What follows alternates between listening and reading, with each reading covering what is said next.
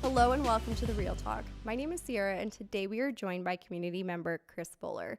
Kris is a woman of many different roles who doesn't plan on slowing down anytime soon. From her background in education and retail management to having her own business where she empowered herself and others, being a cornerstone of volunteering efforts and activism in our community, Kris has left her mark on many hearts. She will also be opening up to us about losing her husband at a young age and becoming a widow. Join us as she shares her journey of resilience, grief, and transformation. Let's get into it. Well, welcome, Kris.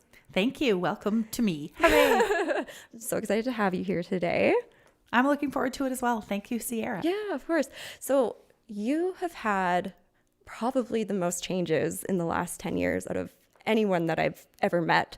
Can we kind of go into some of those changes and what you've experienced over the last decade of your life? Yes. And yeah, when we talked earlier and when I sent you some of the information about my life, it surprises me to review it or go through it, because when we talk about changes, we're talking about personal changes, career changes, where I've lived changes, style changes, and just even a sense of who I am changes based on experiences and different things. Mm-hmm. So if I rewind back to when I first started my life as an adult, and P.S. I still feel like a baby adult at age 48. So I think that checks out.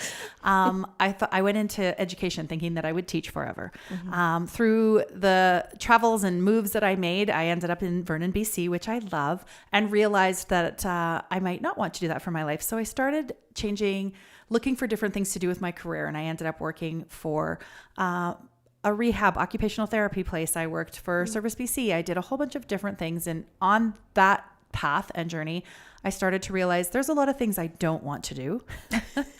And then I found that it was becoming easier to navigate change. I have a lot of friends I feel who are really stuck in a job or feel like they can't leave because they've got to a certain level or point, or they're nervous about what else could be out there. Mm-hmm. And that for me has sort of gone away to the side, because I'm like, whatever it is, I'll figure it out. So you knew me, and I worked at Target Canada. Woo! Retail. That's right. Red and khaki. Yeah. When they were here. And that was a beautiful experience for me. You know, that the team there, the things that were important were team culture. And that was a role I took on in leadership. And it really amplified some of my leadership qualities and really gave me a lot more confidence to continue and go forward with. I feel like leadership is something that I have had as a consistent vibe throughout the change. When Target Canada closed, then I was like, I think I'm going to go into business for myself. And my education background was a minor in fine arts. So I started a little paint company called 123 Artful. And I was teaching people how to paint different scenes and flowers and whatnot in coffee shops and pubs. And it was a hard one to start. And I remember being like, what if I don't succeed? Like, I can't just call the bank and be like, hey, so nobody wanted to paint with me this month. So about that mortgage, yeah, I'm not going to pay, but I know you understand. Like, I couldn't do that. So I really just sort of felt like I had no choice but to succeed. And I thought, I'm pretty sure I can figure this out. So I did figure it out. And I got to a place where I had other artists working with me, and I was doing a number of communities. And it was such a wonderful experience connecting with people through a creative process and having them come and try something. And I remember seeing so many people, women especially, who would be like, oh, I just don't think I can do it. I'm not going to succeed. It's going to be terrible. Or I didn't even tell my husband I was coming. I'm going to put it in the dumpster at Tim Hortons on the way home. Or sharing these moments with me that became bigger than the art, about their confidence in themselves and their ability to do things, even as simple as paint a picture. And through those connections, I started to feel like I was built for something more. And I think, I started that company called Your Life Sparkles in 2018, 2019, which was meant to be an empowerment company to help women and to do retreats and to do workshops. And I didn't even know what it was going to include yet, but I just felt like this is going to be great. I just remember on Facebook one day it popped up, Kris, Your Life Sparkles. And I was like, I don't know what this is, but I'll be a part of it. I know. And you were one of those early fans too, that I was like, okay, we're not sure what we're doing. We think we're taking pictures. You have a camera, because you had just maybe started your photography business at that time. Or I had it before, but I went full time in 2019. Okay. Yeah. So yeah, it was aligned. And I just remember, people that I also didn't know that well, sort of coming to my side and being like, yeah, we like what you're doing. We think you're an okay person. Let's go. And so that felt like a really great trend. And I thought, oh, this is it. I finally have decided I'm no longer changing careers every 2 or 3 years. But then, of course, that was an event-based business. And when 2020 circled in, we lost the ability to host and have events and gather. So I was kind of in that place where I was like, well, now what am I going to do?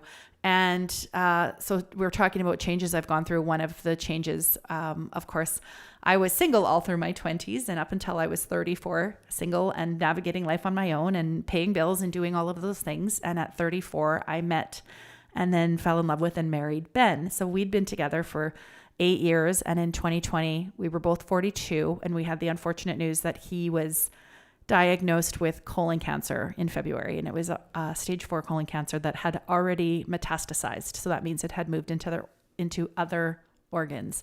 So the prognosis for him was not good. I remember it being so fast. So fast. Yeah. So for those listening, if you didn't know my story, is that it was diagnosed on February 2020. And by July 16th was the date that he'd actually passed. So it was 5 months. Oh my gosh. And in that crazy year, and I was sort of not working, and it was a blessing in disguise because I ended up having, instead of traveling around wherever I was going to be in the province doing women's events, suddenly I was home with all the time in the world to spend with him and to look after him and to be with him. And that was such a gift because I never thought about that. We just had time. And the other thing for me, being so social, as you know, I do tons of community events. I sit on multiple boards. I play sports. I'm very busy and I love going out and doing things.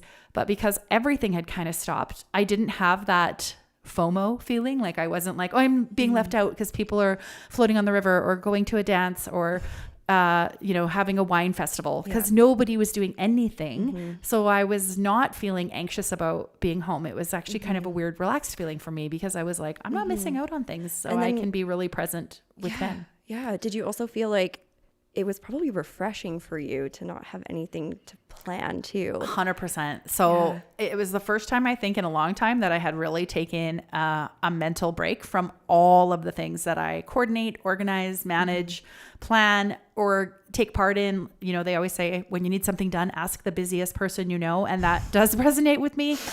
My life's journey is to try to get better at not being such a golden lab people pleaser. And I have found a lot of strength and power in the word no. And I'm continuing to get more and more comfortable with that no, because for those of you listening, it is important to say no and let it be a full sentence without having the need to try to make excuses or explain or continue to appease another person. It can simply be no.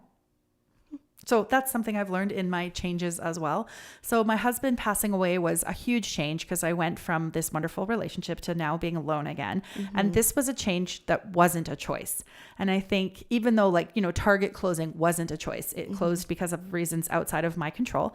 And I was able to navigate that. And I had friends and family and I had Ben. And so that was beautiful. But this one, losing a spouse, having it obviously not be a choice, was really hard. There was a lot of things for me to sort of unpack and figure out. And so I ended up taking some more time off of work. I don't think I actually had the capacity to work for a while because I needed that time. Then when it came time for me to kind of say to myself, okay, it's time for me to pull up my socks and I need to sort of make a decision to become active in not just community, but my own life again. I was like, okay, what does that look like? And I thought, I don't think I have the capacity to go back to painting or Your Life Sparkles or something. When you work for yourself, and you'll know this, the energy you have to put forward to constantly marketing, promoting, organizing, scheduling, managing socials, website, like it's a lot. And when it's for your own business and your own self, it's just, people really have no idea how much time it really takes and how much you don't get evenings or weekends off and that sort of thing. And I just didn't think I could do that at that time. So I came back to the work world as the executive director for the Vernon Winter Carnival, which was a huge community serving festival here in town. And I absolutely loved it. And it brought me so much joy, and it reconnected me with this community that I was already well known in, but had kind of had to pause from. And that was great. And I was with them for a couple of years, but it's so busy and it's so much that after a period of time, I was again finding my place in that segment of change saying, well, what am I going to do now? And I ended up consulting and doing, again, a bunch of different little sampler things, doing event contracts here and there, working as a consultant, doing things for BC fairs and festivals. Weren't you tons of stuff. Wedding commissioner? I also, yes. In 2018, I got my metaphysical ministry diploma, and I can do not just weddings, but bereavement and life celebrations, and really anything that celebrates a life moment or marker along the way that you would like. I can coordinate that for you. And being that it's the metaphysical belief, it is really just the belief that we're all grounded together in, I would say, in love. Like there isn't anything that maybe needs to be really entirely defined. I have space and capacity for any faith or religion or spiritual belief that you do or don't have. And those are some of the things that I really value about that practice and that philosophy. Yeah. Oh, that's cool. Thanks for sharing that with us. Yeah. Yeah. So then after working for myself again for a bit, I actually found that I still wasn't quite at my full capacity for energy and organization. And in fact, one of the things that was probably the hardest for me was being hard on myself for feeling disorganized, for feeling like I was anxious and not in control of getting things done, like simple things like I was paying bills late. I wasn't getting my taxes done. I was forgetting to buy cat food. And I just was like, it's too much for my brain. Yeah. And so I started looking for jobs again, classic jobs where somebody else was my employer, and applied for a bunch of jobs. And it's so funny. I currently work for the North Okanagan Hospice Society. So that's the job I ended up taking just 3 months ago. And when I had first applied for it, a year ago, I took part in one of their flagship fundraiser events called Dancing with the Vernon Stars. Oh. And so I was one of the dance partners. So locally here, it's a gala evening, and there's local couples who are either community minded or well known or able to do some fundraising. And we learn a style of dance and we fundraise. And then there's this big gala night. So I was taking part in that with one of my best friends, Ryan Sheepwash. And we danced and had this great time together. And in that process, I learned more about hospice. I learned more about the team who was at hospice. And so when this job came up that said, oh, we're looking for an operations manager, it was, as I was reading all of the bullet points, part of me was like, I wonder if the universe is taking care of me, because everything I've done, from working for myself to Target to the government to painting, like all of the pieces, just like literally every bullet point, I was like, I have experience with every single one of these items. And so this might be a really good fit. And I just met some of that team and had this experience with them. So I applied, interviewed, and then obviously they hired me because here I am. So I feel like this is just like, as much as I've enjoyed, embraced, and navigated all kinds of career change, part of me is like, is this the one that I'm going to really feel a lot of joy with and peace? And I feel like those are two things. And if you've talked to me before, and I've said, those are the things, especially after everything I've gone through, I've really looked for things that bring me joy or peace or some semblance of both. And it doesn't mean it has to be perfect. Of course, that's not life. Yeah. But looking for things that really just kind of lift me up is something that I find so much value in, and so much like gratitude by being able to give back to an organization like this. I'm sure that some people would think that working for hospice is probably the saddest job ever. Yeah. It's interesting that you say that. It is true. I've had people say, what do you do? And I say, I'm operations with hospice, and they instantly react and grab their pearls and go, oh no, are you okay? And it is a place where sad things happen. For those of you listening, if you aren't sure, hospice is a facility where people come for their end of life care. So it's up to sort of the last 3 months, but it really becomes your home. And we are 24 hours. You can have your family and friends visit at all times. And the way the team works to create a culture of joy and happiness and dignity and respect is such a wonderful thing. And I think, I'm a huge proponent for team culture, always have been. I really value interacting and getting to know the people, the team, the families, the dogs and pets and cats and whoever is involved in that circle. And this place, I think, is exceptional at that. And there are beautiful things that happen that people wouldn't know about. And I'll just tell you two things. One, we had like Kelowna Opera come in a couple weeks ago and sing in our gardens. And it was amazing. Yeah. And people could hear it in their rooms or come out if they wanted to or whatever. And the staff could listen. And it was just this beautiful moment of another group giving something to us. We also have beautiful, beautiful gardens around our back area. And we have 40 or 50 volunteers who come in every single day and take care of them. And there is something in bloom every single week. And it is just this little oasis. And the fact that it's volunteers taking care of it is extra special too. And a lot of them do have a personal story about how magical and wonderful their experience with the hospice team and the hospice experience was. So I really love that. That's interesting to bring up the gardens. That's what I was going to ask about is the gardens and how it's community run. It's another community part. It absolutely is. And besides crazy. our gardens, we have volunteers in the house too, helping in the kitchen, helping with even just conversations or front desk or phones. So there's a limitless use of and need for volunteers. But I feel like that is also just a testament to I'm in the place that I want to be and that I should be, because that, again, I know Sierra, you know me, and we've been friends for a few years, but I feel like we're a similar thread in this too, is that we just really have a heart that wants to give and that we really value hearts in service. Like, who are we serving in our community and what can we give? And it's from this podcast that you do to how you take your photographs with such dignity, respect, and love. And I know you've given and given and given in that platform too, right? Which is amazing, because not everybody does that or recognizes it, and how people feel so safe and loved in your spaces, including me. Thank you. And it's true. When you asked me to come and be on your podcast, I was so honored, because I love the spaces that you're creating. And I think they are so important. We were talking before we came on air here about the need for sharers and storytellers. And it's funny. One thing that hasn't changed in my life is that I've always been a talker and a sharer, and some might argue an oversharer. And there was a period of time in my life where I took that as a real hit. I took that as a real criticism, and I would berate myself and be like, oh, Kris, just shut up. Why are you still talking or sharing?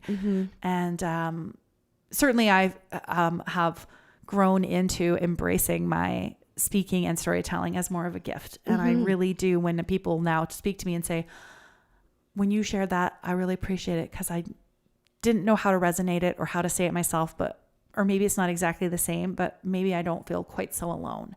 Exactly. And I think that's one of the things that really drives me forward to continue to share and talk about things, because even though my experience with, for instance, losing my husband or changing jobs or moving houses, I haven't even talked about that change, how many times I've physically moved houses, something else I would not have predicted. If you were to interview 18-year-old me and say, what's your life going to be like? I would have been like, I'm going to buy a house and live this life. And I can't, if I was to go back and ask, I don't think I would have predicted even 3 years in a row of how much I changed and moved and did things that surprised me and continue to surprise me.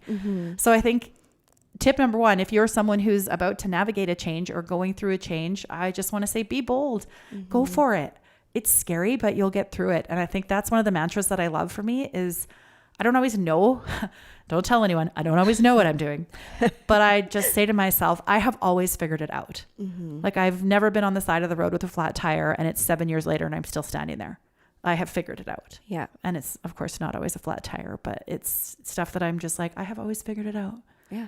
And I think we all figure out a lot more than we realize all the time without giving ourselves credit, because sometimes it'll just be simple things like, what am I going to feed myself for dinner tonight? And you figure it out. And that is something to hold on to, that you can figure it out. Yeah. And change is good. Yeah. Change is good. Change is positive. Yeah. And you can find positives in negatives as well. Yeah, I totally agree with that. And I think sometimes, like I was saying, that perspective doesn't always come immediately. And you're still allowed to feel a whole array of feelings when you're going through something, because I know there were days I exhausted myself and I was like, how am I going through this day? I feel angry, happy, excited, sad, nervous, anxious, peaceful, tired, energetic. And that was in the first 10 minutes of my day. All at once. Yeah. And so it was just like this Tasmanian top devil that was like, and to try to have all of these feelings and emotions be processed at once, that's the part that wasn't manageable.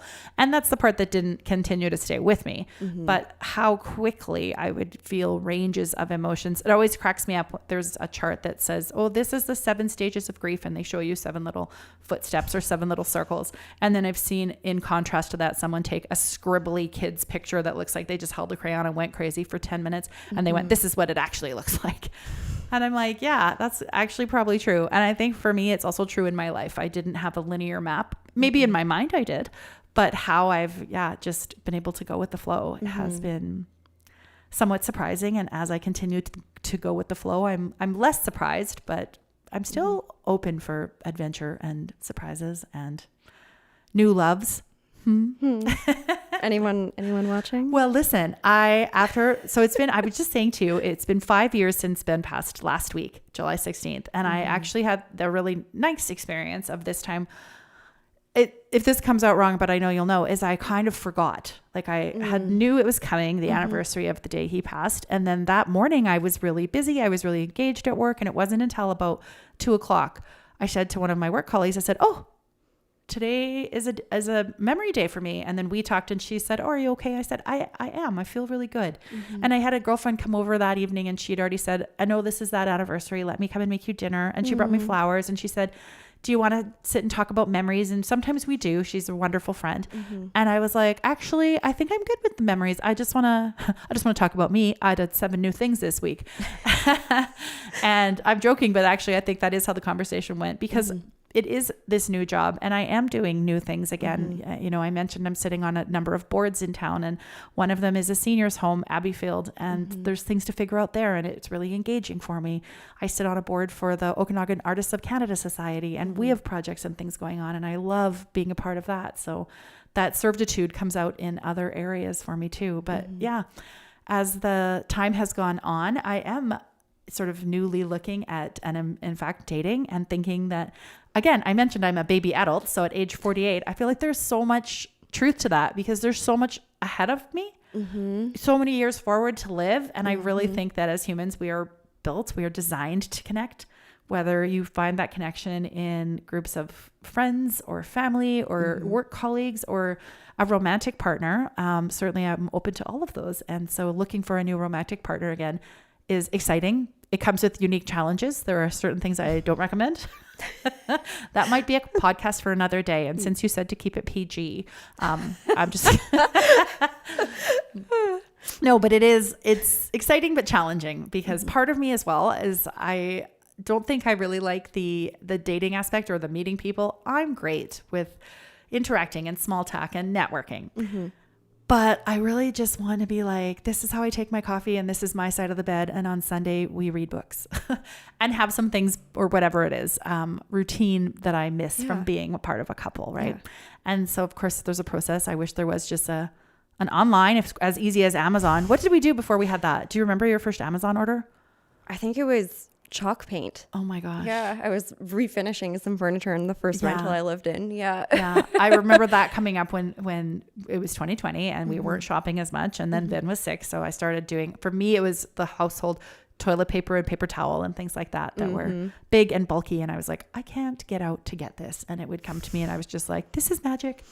And I'm like, it's so crazy. We never had that before. And then it popped up. But in any case, be nice to do that with a romantic partner and just like, oh, just give me a catalog. Yes, right? These are the flaws or these are the good points. And this is where we think you'll really get along. Yeah, maybe. I don't know. So I've tried some of the online dating apps and I have been to speed dating events and I certainly try to meet men out in the wild, which is just going to events and having conversations and meeting people, which I do really enjoy.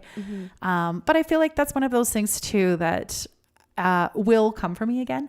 I think the hardest part for me right now is just not having any sense, and there's no way you can do this, of a timeline with it. Like I can't really go, it'll be 1 year, 7 months and 4 days and my true love will be on my doorstep. Yeah. Whereas if with my house, I go, I'm going to move to another house because I have a dream of having a house where I can see the water. So of course here in Vernon, we have 3 beautiful lakes and I really love sitting on a friend's deck and having a cup of coffee or a glass of wine and seeing and enjoying the water. So that's a goal for me and I want to achieve that. So I'm like, where my cute little house is right now, sort of downtownish. I'm like, would I sell that one and buy the next house? Am I 2 houses away from that goal? Or and I can piece that together. And I sort of looking at that like 3 and 5 year plan so that I can achieve that. But I feel like those are things that I can set myself up for and say, okay, here's my plan. Here's my patience. Here's my steps.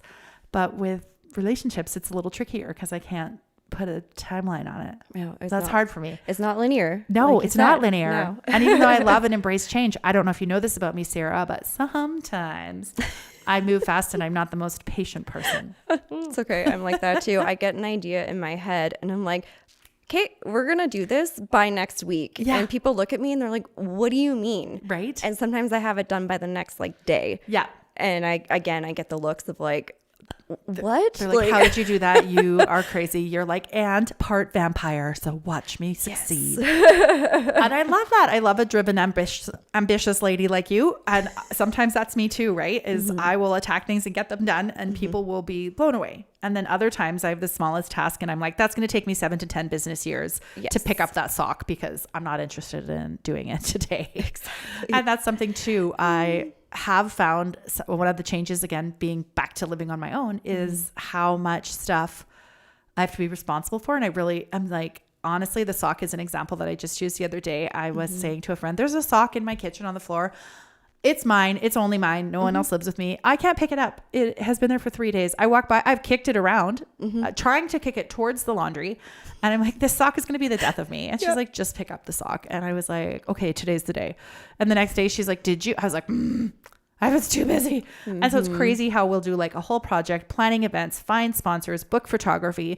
And then it'll just be some small thing that derails me. But if you're listening, the sock has been picked up and I have been sock free on the floor for at least 3 months now. So life is good. What has your journey through grief and reinvention taught you about resilience in yourself? Yeah, it's a great question, and probably a question that if I had been asked it too early, I probably would have been furious because it wasn't something that I wanted. And sometimes when I hear people talk about resilience, it even for me with my journey, sometimes I feel a little bit of anger on it because I'm like, I'm tired of being resilient. I would just like easy times. Yeah. I would just like things to not have heaviness and weight. And that's what, for me, when grief started, from the night he passed, the night Ben passed, July 16th, it was early hours, 4:30 in the morning. That moment, I just felt like everything in me was just like physically heavy. Like when we got the news of him being sick, I remember my ribs feeling a physical difference. My ribs around my heart and around the center of my body felt like they had sort of turned to concrete, and I felt like I couldn't get a breath. And I felt like that for the whole 6 months he was sick, and the night that he passed, I felt like that concrete just like moved through my body even heavier. So there was a physical manifestation almost immediately for me. And part of the healing and going through grief has been my work to literally uncoil some of that physical pain. Right. And with that, I have done journaling and widow group support groups, and I do Pilates, and I still have things that feel locked up or hard at times physically. And I know that surprised me because I didn't know that there was a physical manifestation. And so I think in some ways when you're saying, you know, how does grief make you resilient? I'm like, one of those resilient pieces is your body will protect you. That surprised me. I've heard that, and maybe I knew that, but just to have myself experience that was really, I thought was unique for me. But as I've talked and shared that more with other, certainly people who have lost people and widows in particular, they've shared some of that too, that they're like, yeah, things locked up in me or felt different in me. So the grief physically had an impact. And in the beginning, shortly after he passed, like the first 2 weeks, I can't say who fed my cat. I can't say who fed me. Of course, I know it was my sister Lisa and a series of friends who stayed with me and looked after me. But there was certainly a point in that very beginning of I didn't care. I did not care. And I don't want to say I didn't care to live, because I wasn't in a place that I wanted to end my own life, but I just didn't care to go forward. Yeah. I didn't care to look after myself or feed myself or shower. I just wanted to stay in bed and sort of ignore it all. Yeah. And of course you can't. And then feeling like I was made of concrete and a lot of that probably was the weight of emotion, heavy emotion. Yeah. That you can't, you know, sometimes have you ever had this where you're crying for whatever emotional reason and you're like, I just want to push pause or hit stop. Like I'm done crying. If you've cried over something over a couple of days and you're like, I'm literally tired of crying. I'm tired of crying. Of being sad. I'm tired of being sad. Yeah. And I craved that. I thought, I know I'm going to get over this, but I'm so tired of going through it right now. Mm-hmm. And going through it is something that you can't really push pause on. And everyone is very different. And I think that is one of my hugest messages for anybody either going through grief or even helping a friend navigate grief or being a good friend to someone who's gone through grief is really, there is no timeline. And as much as I just said a few minutes ago, oh, it's been 5 years and I felt great.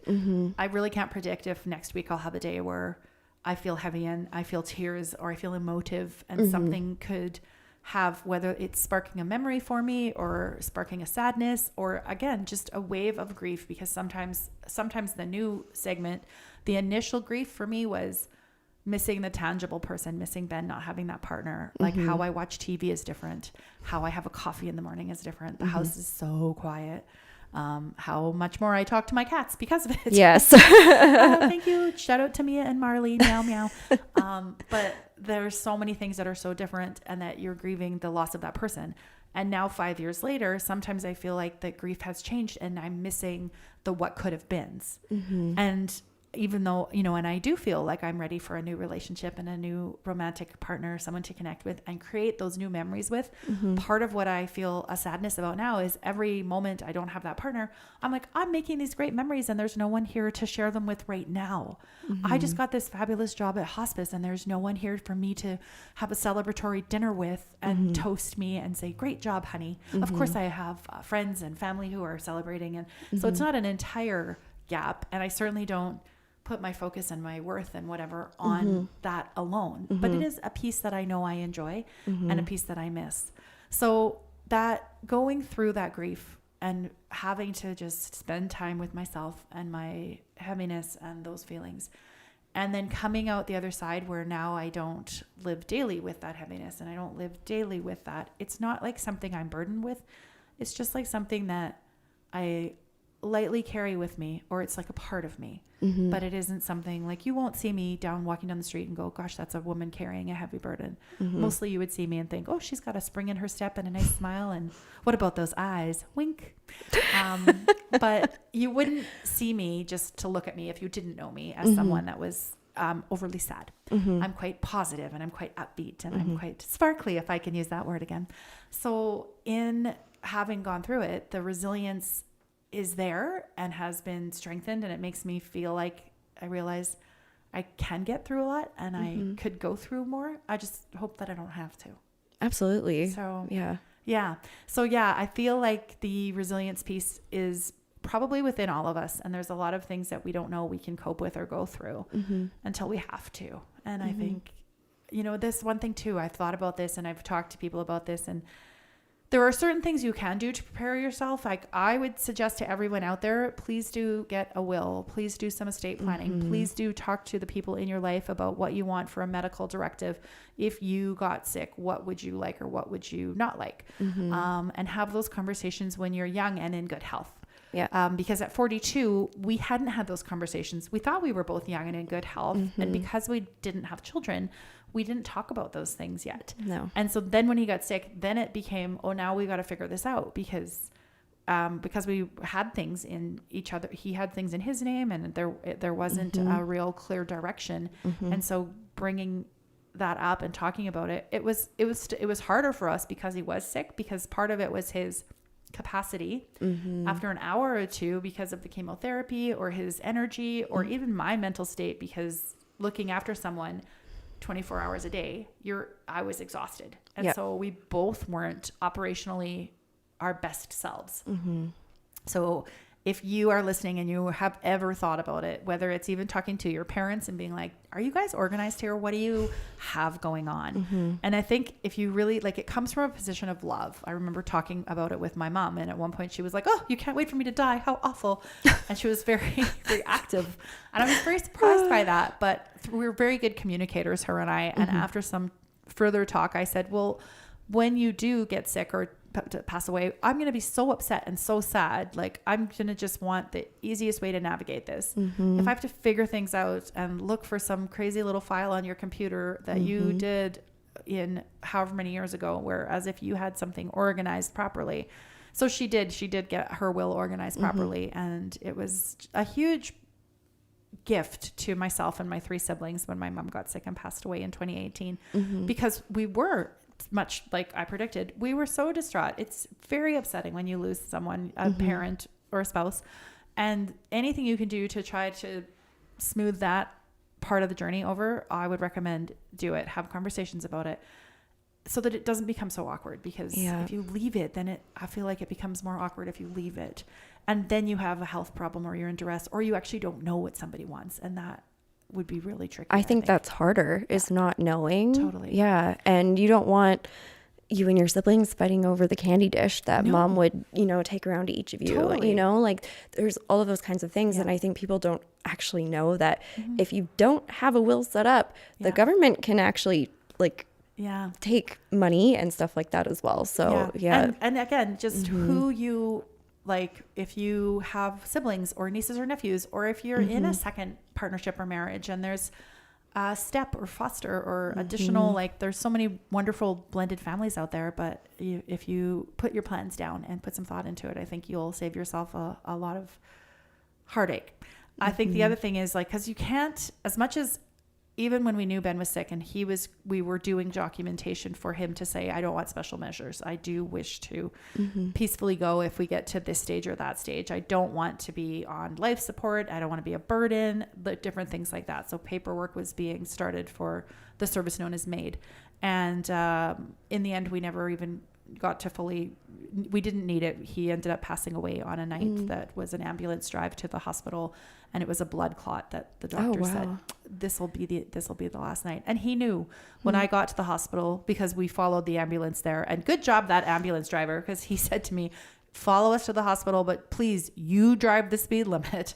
We're going to do ambulance things. And off they went. And then my sister and I followed along and got to the hospital shortly after.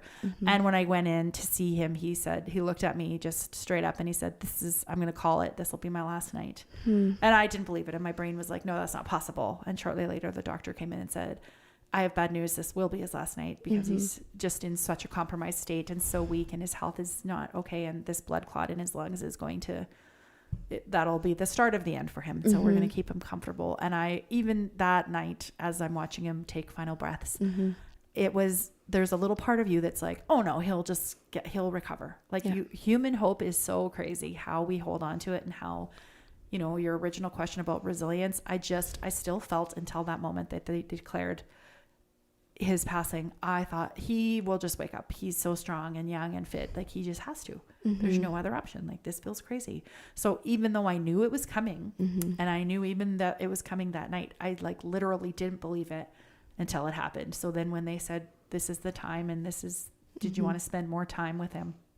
I just broke into sobbing that I'd already been crying for 3 or 4 hours waiting. And I just couldn't believe that there was more sobbing within me to be expelled, because you think I was exhausted from emotion that week, as you can imagine. So that surprised me, right? Yeah. It probably felt really surreal. Yeah. At the same time. It totally did. And did you almost feel like an autopilot in a way? Definitely. I drove myself home. My sister and I, we ended up having 2 cars there because Ben's mom joined us as well. And she was like, I don't think I can drive home. So I drove her car and my sister drove my car.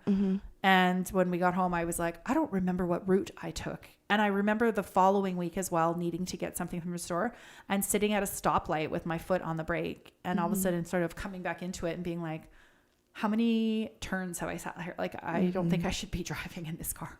And luckily it was in a small town, Enderby, and there wasn't a lot of traffic and there wasn't anybody. I don't know. But I just remember sort of being like, oh, was I just out of it sitting here at a stoplight? And the answer is yes, I was. And that was something I wouldn't have been able to predict either. Like not having capacity for things, going not just to the store, but into the next room and being like, why am I here? What am I doing? And having how much it impacts your brain and how much it impacts your ability to function and to remember things and to do simple things was like really crazy to me. Right. And how I would get distracted. I'd start a grilled cheese sandwich, burn one side black, not flip it because I had gone to do something. And then my smoke alarm went off. And I was like, oh, I'm making a sandwich. I forgot. Yeah. And that, like, honestly, I blogged about the journey when Ben was ill, and I wrote about burnt grilled cheese sandwiches a few times because it came up and I was just like, what am I doing? And then I'd berate myself and be like, I need to pay attention. I'm going to burn my house down if I leave this grilled cheese sandwich on. So, recollecting yourself to become aware of what you're doing was a hard part too, right? Because I'm hard on myself and I'm like, why can't I get it together? Why can't I cook a sandwich and stuff like that? So if you're going through this, just a reminder that little things can be hard things. So resilience isn't always this huge, big pizza pie that you're like, you are resilient, you're leading a charge like Joan of Arc or some Elizabethan warrior. Like it really can be just like you picked up the sock and you made a grilled cheese sandwich without burning it. And that's amazing. Yeah. Was there a moment you felt I'm ready to get back to maybe like more normal functions? Yeah. There was an actual really clear time for me. So one of the things that was happening at that time as well, when I was in that lack of care phase, as I will refer to it, was I was just eating poorly. Pizza, chips. I didn't really care to cook or eat vegetables or do anything outside of basic feeding myself. And I didn't care what time of day it was. If I wanted a glass of wine, I would have one. And I remember a friend was over and she was coming to visit. And it was still, if you remember, 2020, I wasn't working and there was a lot of sort of free time. And she said, would you like to have a glass of wine? And I remember looking at her and saying, I think today is the day that I need to say no, or I won't go forward. I think I will just eat pizza and drink wine and lie down forever.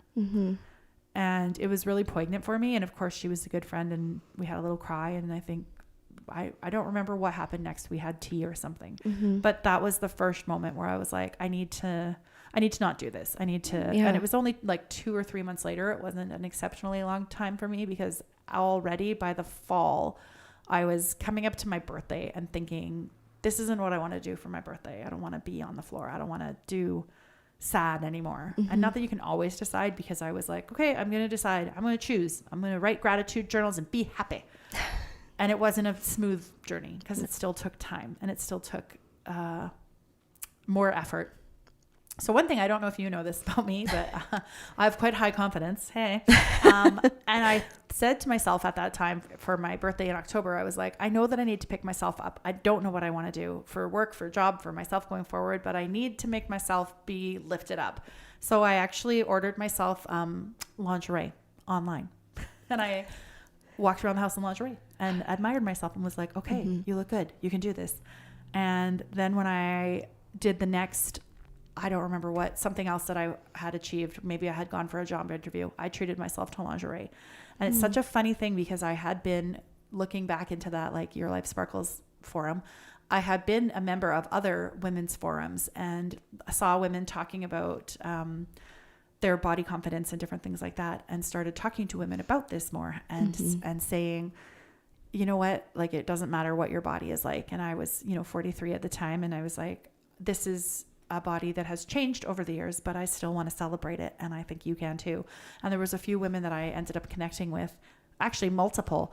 And it's funny because we would become friends in Messenger, and then I would send them a picture and I go, this is the extra large with the spring loaded elastic and ruffles. And I was just laughing to my sister being like, okay, so when I was in my 20s, I was like, I had a serious boyfriend. I'm like, oh, here's my sexy pictures. And then I was married. I'm like, here's my sexy pictures. And then in my 40s, I'm just helping women being like, here's lingerie and you can do it too. Yeah. And so it was it was very empowering for me. And it was one of the things, again, as a woman who has always felt fairly great confidence. I'm very lucky with that. It's not always consistent. There are certainly times that it waffles or wavers, but my ability to just remind other women, like, you don't have to be perfect to wear lace and look pretty. And it lifted me up. So I know some people listening might be like, well, that's silly. And you're allowed to think that. But for me, it was something that I really enjoyed and really felt good about. And it was just like that treat for me that kind of made me go, okay, I can be confident and sexy and energetic and powerful again. So yeah, I think this whole conversation is making me think of limiting beliefs, which I don't know if everybody listening or watching knows about them, but it's basically something in you that is saying no. Yeah. And I personally used to be like this all the time. Like, no, I can't do that. I can't go skydiving. Right. I can't apply to that job. I can't do this. I can't do that. And once you start thinking about like, well, why can't I? It's amazing what you can do and what you can accomplish. So yeah, I think for you, it's like, it's so amazing to see that you've been through so much and you're just like, yeah, I'm just gonna do it. Yeah. I'm just gonna try it. And it seems that like, even if you do have this little thing, sometimes we're like, I don't know. Yeah. You still go for it. I think that's great advice and great comments. And besides limiting beliefs, which I've heard be talked about in other forums, and I've been in conversations with them too, they still impact me. There are still moments. And I try to, like you said, attack it with that, well, why can't I? What are the barriers? And the other piece, I'm sure you've talked about it before too, is that imposter syndrome, which is that idea, who am I? Yeah. Who am I to guide anyone else through grief? Who am I, Kris, to help anybody feel confident? Who am I to give you advice? Because who am I? And I think the way that I come about answering that is I'm the only me. And so when I share authentically about what I've felt or gone through, it might not resonate exactly with you. It might not be, and it won't be your exact journey. It can't be. Even if we were the exact same age and the exact same age lost our husband and magically had the exact same career path, there's still going to be intricate differences because we are different people. And so who am I? I'm the only one of me, but my story might overlap or help or impact yours. And sometimes when I have been called to speak or called to share my story, I have thought that, and I've compared myself to someone who's more famous or more well-known or a better speaker or has a more traumatic story or whatever it is. And realizing that all of our voices and all of our stories matter has been a thing for me. And I like to flip the script is if I'm talking or about to, and I think, oh, who am I? I think, what would I say to someone else in these shoes right now? If they said to me, oh, I can't speak next to you, or I don't want to share next to you because who am I? I haven't done as much as you or whatever. Is I'm like, oh yeah, that instinct to compare needs to go away. And we just need to be able to live our own authentic, like true selves, true stories, and share what we're experiencing, feeling, living, going through, getting through, have gone through. And again, if you're not a sharer, that's okay. Maybe you're that person that can embrace someone who is a sharer and grab pieces from different stories that resonate with you. Yeah. So, okay, Sierra, so we're going to do bold things and we're going to believe in ourselves. We're going to do it. Yeah. Yeah. And we're going to continue to get through grief because, again, there isn't a one size fits all. There isn't a magic Band-Aid. And I think that's the other thing that I do want to say is I like having the capacity to say emotion is welcome here. I've talked to people who have something in their life, and two things have happened. One, a girlfriend of mine was crying about a pet that she was going to have to put down, and she was really emotional. And mid-cry, she stopped and she looked at me and she said, oh, I'm so sorry. I'm just talking about a cat. You lost your husband. I can't. I said, just stop. You're allowed to be this sad about your cat. You're allowed to have, it's not a comparison schedule, and you are allowed to feel and process and have all of your emotions, and you're allowed to have them with me. And I'm allowed to cry about your cat with you. And so that is one thing, right? Is people saying, oh, it's not as much or as bad. No, you don't need to compare. You're still allowed to feel whatever emotions you're feeling, and they're totally valid, and that's totally good. And then the other thing that we do, which is the more I think about it, the crazier it feels, is that whenever we cry, have you ever seen this where someone cries and they go, I'm so sorry, and they're trying to wipe their tears? I do it all the time. I'm so bad. We don't laugh and go, oh, sorry, I'm laughing. Sorry, I'm laughing loud. We don't do any other, or very few, maybe if we're angry, we maybe need to apologize. But I think you still should feel your anger in healthy, wonderful ways. But when we cry and when people cry around me and they apologize, I often say, there's no need to apologize. I love emoting. I love emoting. I think emoting and showing emotion and having feelings flow and be out there is like so necessary and so normal. Yeah. It's so normal. I don't know why. That we all sit around with like calm little smiles in the grocery store and try to do this fake it till you make it or everything's great. And I think that's a reminder for me too. I remember a cousin of mine was telling me after her mom passed, she was in the grocery store and there was a person in line doing that huffing, sighing, you know what? And just because the line was long. And she said, I was just standing in front of him with my like eggs. That's all I needed. And I just remember being so irritated and being like, who cares that you're waiting for 2 minutes? Don't you know my mom just died?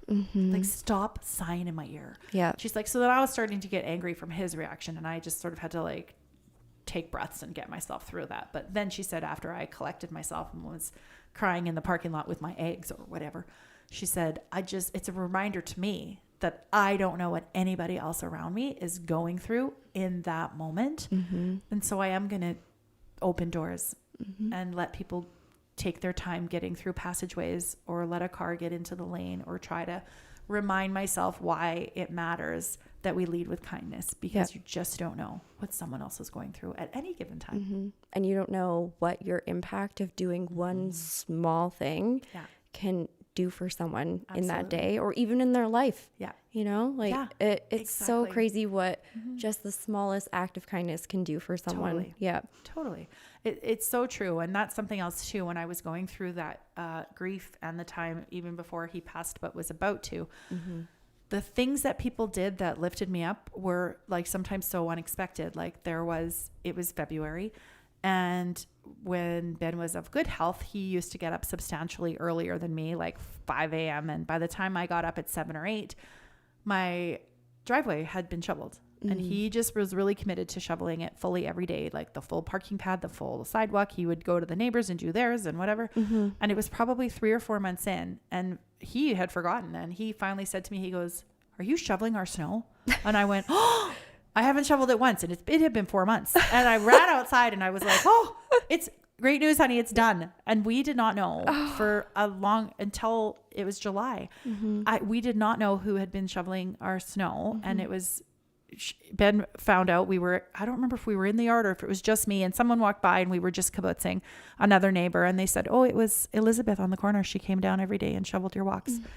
And so then I went to her and I said, "Thank you for this." And then she shared with me that she had lost a husband, and when she was in her 30s, and she was now in her 60s. And she said, "It doesn't come up because it's been 30 years and I have this family and I've been remarried and different things." And I just was like blown away by, again, what you don't know about someone, but that had just been magically taken care of for me so well and so much that I didn't even recognize that it had been being done. And it was just, a great gift. How does your role in the community impact you? Yeah, that's a great question. And for me, I will rave about taking part in your community all day long. Prior to going through the grief and the losing Ben, I was already very involved. I played sports. I volunteered. I found that, gathering with friends and people doing stuff helpful always brought me joy.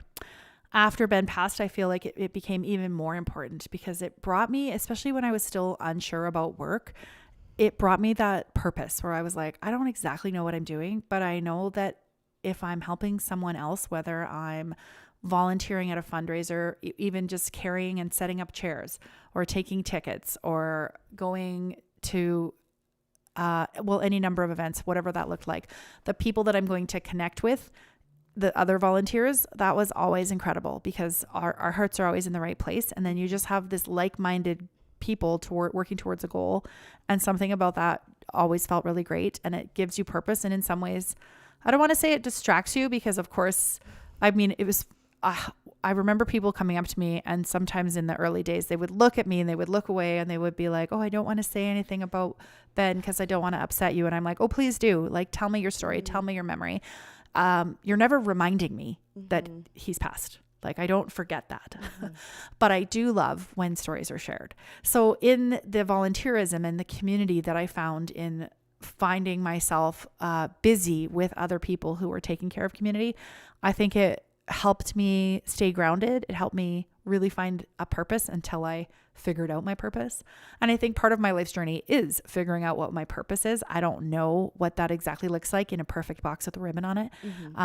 When prior to going live here, we talked about what my future holds. And I said, I don't know exactly, but I know it will continue to include community servitude and inspiring others, whether that's through events or storytelling, or maybe working for myself again, or what that exactly looks like. I don't know. I just have a sense of what it looks like. And along the way, community and volunteerism will be there for me. And if you talk to anybody else who volunteers, who spends time enriching their community or helping people who need help, it is so uplifting and so valuable and so important. I think it's a huge thread that binds us together as community and in fact creates community. But individually, it really has changed my life. And I feel like with that too, like gratitude for you, gratitude for the community, gratitude for whatever organization or whoever you're working with is huge. Yeah. And I don't know if you remember this or not, but when we worked together at Target, I was actually the volunteer captain on the leadership team. And one of the fun things for me was actually going to service clubs and places in the community and saying, we want to volunteer. What can we do? And I found all of these like super unique, like some of them were like, yes, going to the Salvation Army and doing a food bank day or things that maybe people would know about. But like, do you remember we did a dragon boat launch day? Yes. There was, and there was a team, and they still do dragon boat. And it was a group of teams who were all cancer survivors, and they race in teams together. And we were there holding boats steady. Like that was the job. They're like, stand in the water up to your knees or your hips, hold the boat steady. And when the team is in, because they weren't at their usual pier or dock where their boats would be steady. So that was our job for volunteering.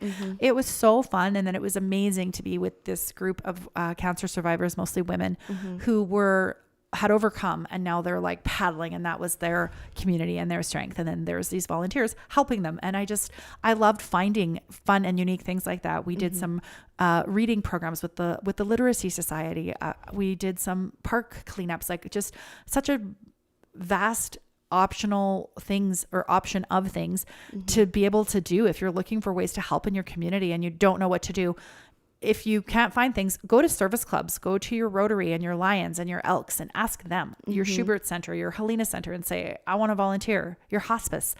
And they will have answers for you. And then you will find something that you like. If you like helping kids or pets or building or hauling heavy things, there's a place for you in the volunteer world. Yeah. And I think too, we have Vernon specific Facebook groups as well, where you could just say, hey, I kind of want to get involved, but I don't know where to start. Because I think that's where a lot of the holdup is with a lot of people is the like, I don't even know what to do. They feel lost. Totally. And that Facebook search or that Google search in your community, even if you're listening outside of our community of Vernon here, can be a great place to start. So, and if you're thinking about volunteering, if you're like, maybe it will be for me, I just want to say it is for everyone. And it honestly has enriched my life, changed my life. I've made friends. I've felt great about helping with the different causes that I've been able to help with. And I will continue to volunteer until I'm 107. And then I will retire. Hopefully. Obviously. Hopefully. 108 feels good. When you volunteer, that no position is too small and all of your positions are appreciated too. Yeah. Absolutely. And I have found that to be true too. Sometimes I volunteer for half an hour. Sometimes it's 8 hours, and the time commitment, it doesn't always matter. It is more just the heart behind it. So don't be afraid to volunteer, because there will be something that suits you and your abilities and schedule. Yeah, absolutely. So what are you most excited about for your next chapter? Yeah, great question. Obviously, I've mentioned a romantic relationship. That has me excited. I've mentioned the house overlooking the lake. That has me excited. I think setting goals and then working towards them is stuff that excites me too, right? So those two things are on my mind, but I also really look forward to just embracing the unknown, right? As someone who loves change and has really come to terms with so much change, I feel like I just have a great path of peace and joy ahead of me. And I look forward to like what that looks like. Who are going to be my new friends? What are going to be my new activities? What events am I going to get to go to or travel? Like kind of excited about the possibilities. Yeah. If our listeners could take away one thing from today's interview, what should it be? It's that my birthday is in October and I take gifts all year. No, I'm just kidding. Are you? Of course, that's not what I was going to say. So I would say it really is to believe in yourself and really take that mantra that you have always figured it out, and you will. You'll figure it out. And so whatever comes your way, try not to stress, try not to worry, allow yourself to go through it, whatever it is, good, the bad, the ugly, the mixed, whatever, but you have always figured it out and you will continue to figure it out. So I think that's probably the thing to hold on to. And I think for you too, like good advice would be just, it's okay to talk about it too. Yes. do talk about it. Talk about it. Find someone to talk about it with and keep talking about it, because it's good for you. It's good for your mental health. It's good for your heart, and it might be good for others. Not that that needs to be your driving purpose. It is one of mine, but yes, talk about it. Let's be emotive. I love that too. Well, thank you so much for coming on today, Kris. Oh, my absolute pleasure. It's been a real joy to be here. I've loved every minute of it. I love sharing. I love talking with you. I love what you're doing with this podcast, and I'm just honored that you thought of me as a guest. Yeah, of course. And maybe one day we'll have you back. I'd love to do it. I'd love to do it. Awesome. Well, thank you to everybody for listening and watching today, and have a great day, and catch you next episode. Bye. Bye for now.